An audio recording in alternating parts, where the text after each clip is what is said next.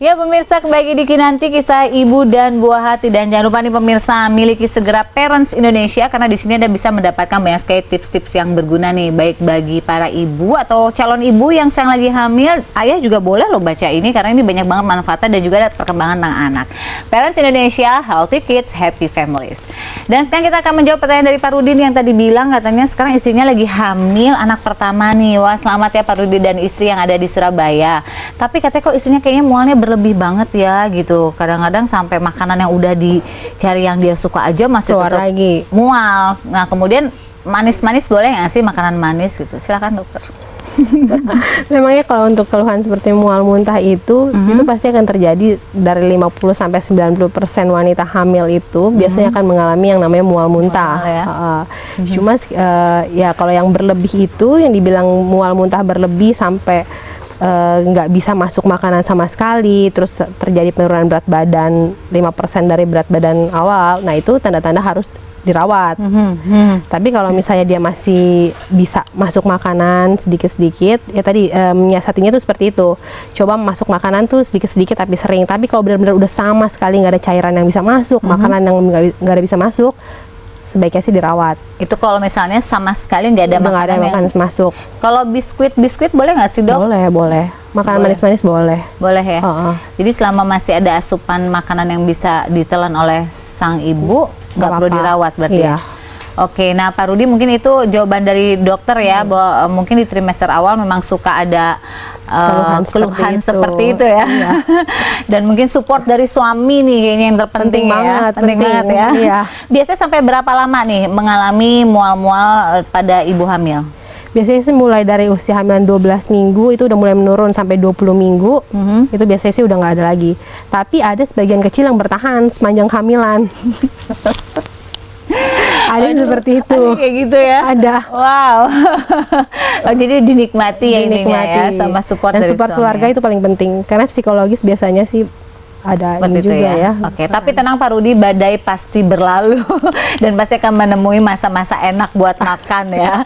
Oke, sebenarnya nih kita balik ke tema kita nih, untuk yang berpuasa pada ibu hamil, ada manfaatnya nggak sih puasa dilakukan oleh ibu hamil, terutama di bulan Ramadan seperti ini?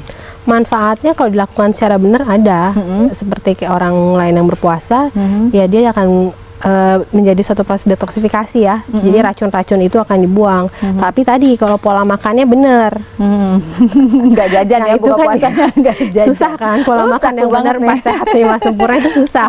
Bukanya udah balas dendam kan biasanya kan, semua dijajanin, apa dimakanin. Ya jadi kadang-kadang sama aja. Oke. Dan malah naik berat badannya. Malah naik, nggak jelas ya akhirnya berat badannya. Padahal timbangan sama kita udah musuhan nih pemirsa ya. Oke, mungkin terakhir nih dok, pertanyaannya nih, ada tipsnya nggak sih biar ibu hamil nih nggak lemas ketika menjalani ibadah puasa? Tadi ya dibilang pokoknya jangan lewatin makanan saat sahur. Terus tipe makanannya seperti tadi, terus yang karbohidrat yang kompleks. Karbohidrat kompleks itu tadi yang makanan yang seperti nasi, gandum, roti. Terus jangan makan makanan yang banyak tinggi mengandung gula. Kalau mengandung gula tinggi itu karena dia kadar gulanya akan cepat naik, tapi begitu puasa langsung cepat drop. Itu bikin badan jadi lemes.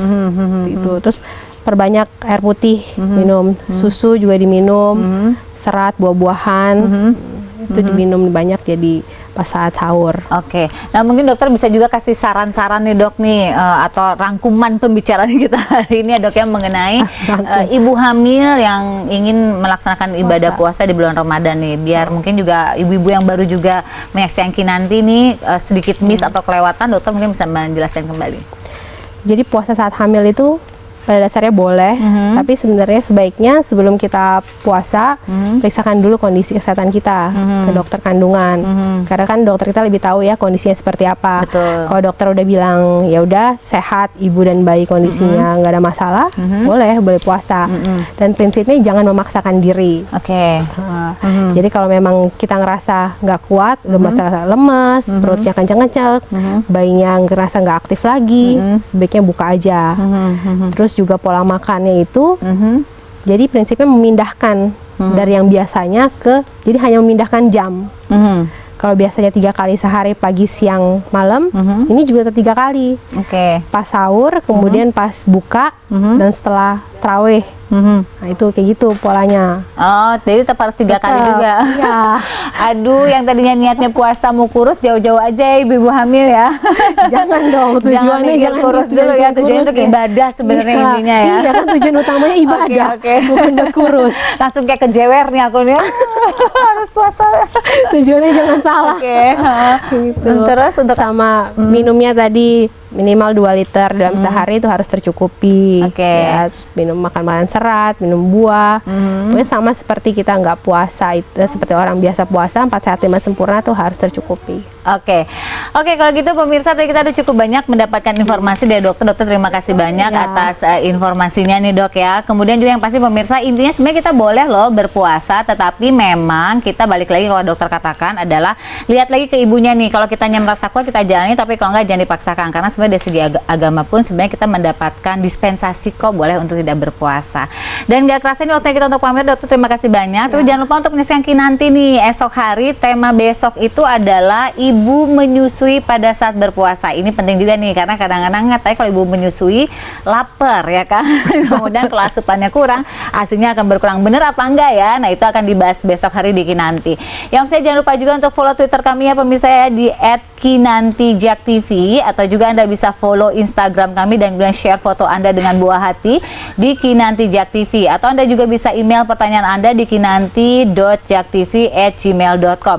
Dan jangan lupa untuk menyaksikan Kinanti kisah ibu dan buah hati hanya di Jak TV dari hari Senin sampai dengan hari Jumat jam 8 pagi sampai dengan jam 9. Akhirnya saya Intan Erlita mohon pamit, terima kasih lagi untuk dokter dan kita ketemu lagi esok hari. Sampai jumpa, selamat pagi.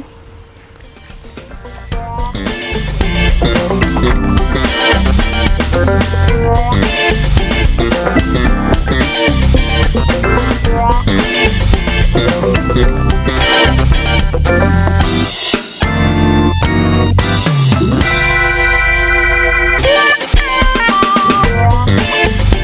right back.